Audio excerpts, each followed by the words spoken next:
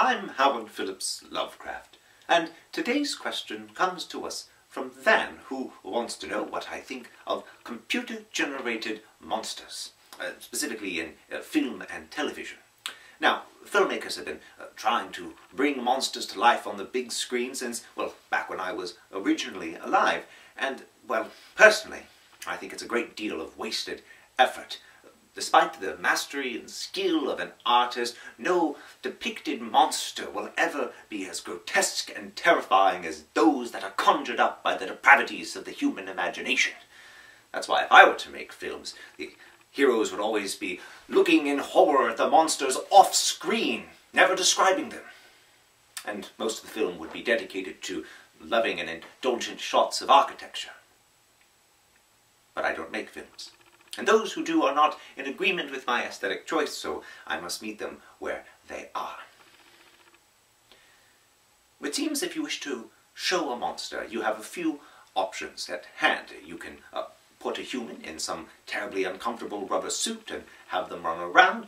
You can use sophisticated puppetry and mechanics to try to fool the audience. Or, now, this I thought was very clever and perhaps comes closest to the new vogue of computer-generated monsters, and that is to build your monsters out of physical material and then animate them separately from the human actors and then juxtapose them all together.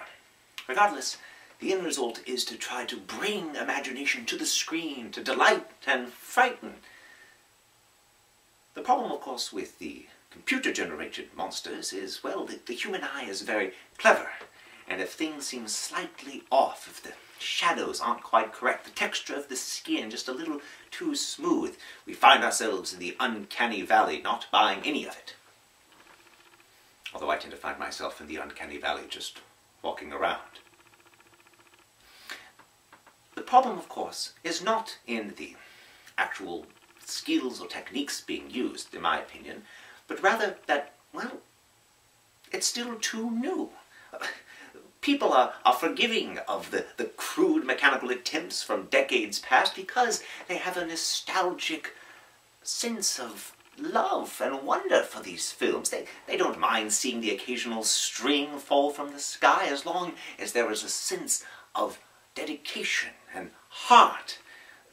Give it enough time and people will have the same appreciation for these computer-generated monsters. Of course, I'm just happy that people are not using those terrifying Muppets, especially those Fraggle monsters. As always, I'm Howard Phillips Lovecraft.